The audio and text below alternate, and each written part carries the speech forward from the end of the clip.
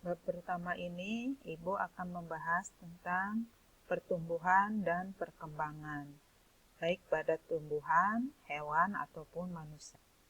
Kalau misalnya kalian melihat gambar di samping tentang pertumbuhan dan perkembangan, bagaimana kalian dapat membedakan pertumbuhan dan perkembangan? Ini khususnya pada tanaman. Untuk membahasnya, kita bahas bersama-sama. Pertumbuhan dan perkembangan pada tumbuhan. Pertumbuhan dan perkembangan pada tumbuhan dimulai sejak biji berkecambah hingga tumbuhan tersebut mati. Perkecambahan terjadi jika biji melakukan penyerapan air melalui proses imbibisi. Imbibisi itu yaitu proses masuknya air ke dalam biji. Sampai biji itu lunak. Jadi tidak mungkin biji itu dapat melakukan pertumbuhan dan perkembangan kalau tidak mempunyai media yang cocok. Ibu, ini ada biji itu ada plumula, itu ada hipokotil, ada juga radikula. Radikula itu caron akar, plumula caron daun, gitu ya. Nanti kita bahas. Nah, untuk selanjutnya, setelah biji berkecambah, ada dua tipe perkecambahan tuh. Hipogeal dan epigeal. Kalau hipo itu berada di dalam tanah gitu. Jadi perkecambahan hipogeal itu tipe perkecambahan yang kotiledon ini berada di bawah. Perkecambahan seperti ini terjadi pada tumbuhan, kebanyakan tumbuhan monokotil, misalnya jagung dan rumput-rumputan. Sedangkan epi itu tipe perkecambahan yang kotiledonnya itu menuju ke atas permukaan tanah. Biasanya ini pada tumbuhan dikotil. Ya, salah satu contohnya misalnya kacang tanah, bisa juga mangga, gitu, jambu, biji. Itu tipe perkecambahannya itu epigea. Nah, macam-macam pertumbuhan ada dua, yaitu pertumbuhan primer. Pertumbuhan primer itu merupakan pertumbuhan yang terjadi sebagai hasil pembelahan sel-sel jaringan meristem primer atau meristem apikal. Meristem apikal itu meristem yang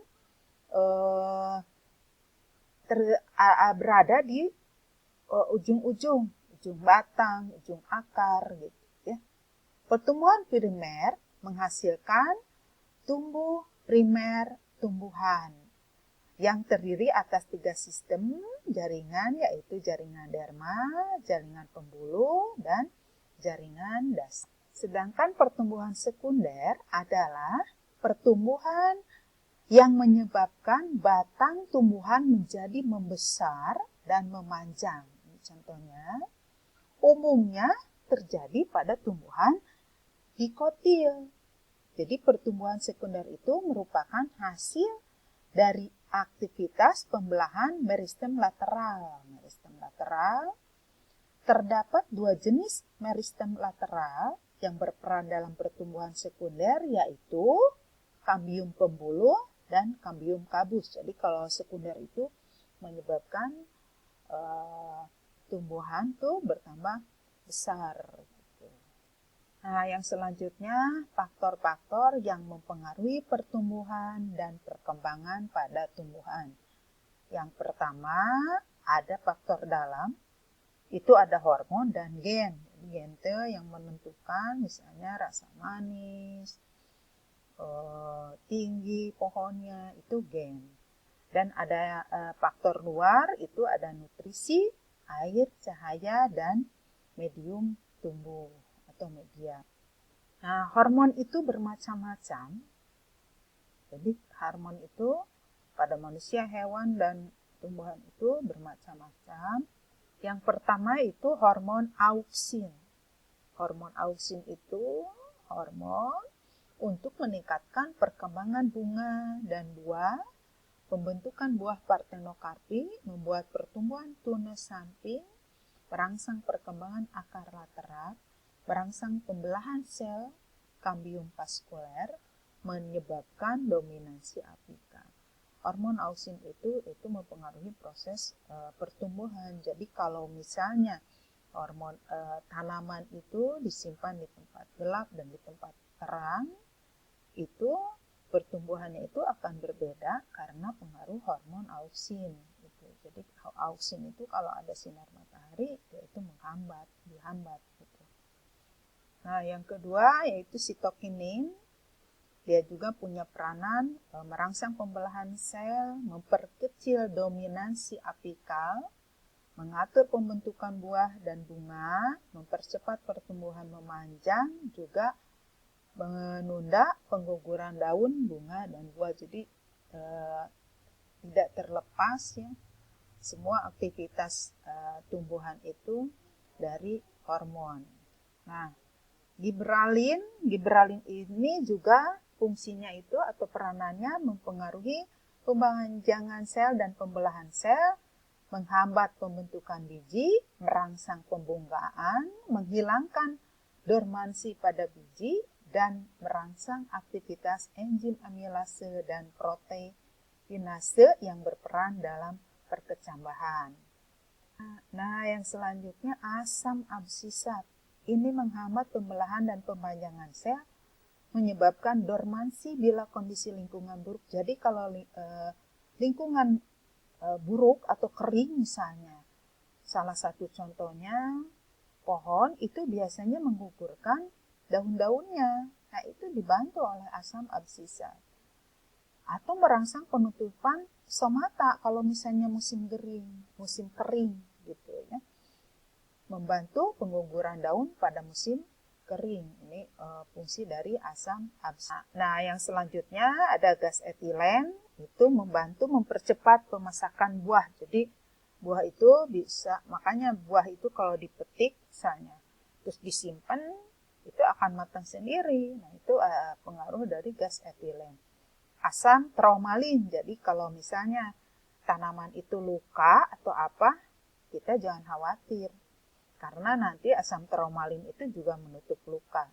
Ada juga hormon kalin yang di akar itu rijokalin, kaulokalin batang, filokalin daun, dan antokalin itu bunga. Nah, yang selanjutnya faktor eksternal atau dari luar. Jadi yang mempengaruhi pertumbuhan itu ada oksigen, ada sinar matahari, ada air, ada mineral. Jadi otomatis kalau semua penunjang ini ada, tanaman tersebut akan subur. Gitu. Nah, untuk selanjutnya kita akan bahas pertumbuhan dan perkembangan pada manusia dan hewan. Perkembangan pada manusia dan hewan itu dimulai dari terbentuknya zigot setelah terjadinya fertilisasi atau pertemuan antara ovum dan sperma. Pertumbuhan adalah penambahan sel yang bersifat irreversibel, artinya tidak dapat balik. Sedangkan perkembangan adalah pertumbuhan yang disertai dengan pembentukan organogenesis dan diferensiasi sel serta struktur sel, fungsinya. Terdapat dua tahapan dalam pertumbuhan dan perkembangan pada hewan, yaitu ada tahap embrionik, waktu masih embrionik, dan pasca embrionik. Nah, ini ada gambar hasil perkembangan. Itu kan mulai dari ini antara sel telur, pertemuan sel telur dengan sperma itu akan menjadi zigot, embrio, nanti morula, blastula. Ini seperti ini sampai nanti dia itu akan membentuk janin yang siap dilahirkan.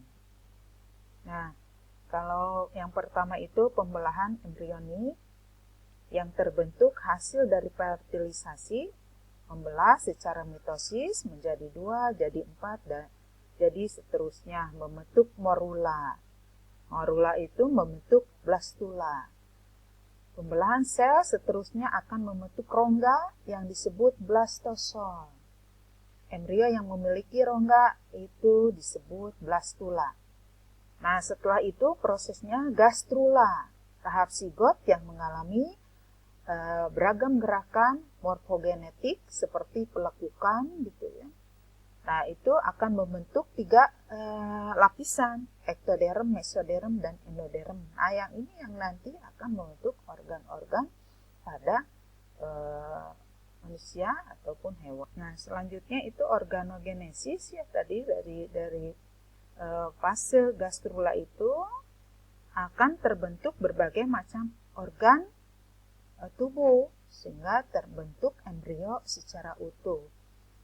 Itu contohnya misalnya lapisan ektoderm akan membentuk kulit dan turunannya, sedangkan mesoderm bentuk dermis, sistem peredaran darah, tulang, dan lainnya. Sedangkan endoderm akan terbentuk organ, misalnya sistem pencernaan dan sistem pernapasan. Nah, ini bisa dilihat dari proses organogenesis ini, misalnya zigot, gastrula, ini ada 3 lapisan kan, endoderm, ektoderm, endoderm, dan mesoderm. Nah, nanti ini akan menjadi apa? Gitu ya. Ada yang menjadi organ pencernaan, pernapasan, gitu ya. Ada yang menjadi kulit, gitu. Menjadi hati dan lain sebagainya. Nah, selanjutnya fase pasca setelah embrionik, gitu ya. Nah, setelah fase pasca embrionik ini terjadi pertumbuhan dan perkembangan baik pada hewan atau manusia. Pertumbuhan dan perkembangan yang terjadi pada hewan muda, anak menjadi hewan atau individu yang dewasa. Pada hewan tertentu sebelum dewasa biasanya ada yang mengalami regenerasi atau metamorfosis. Umumnya fase ini terjadi pada hewan invertebrata yang mengalami metamorfosis, contohnya misalnya kupu-kupu, lalang, katak itu mengalami metamorfosis. Nah, untuk pembahasan pertumbuhan dan perkembangan Ibu cukupkan sampai di sini.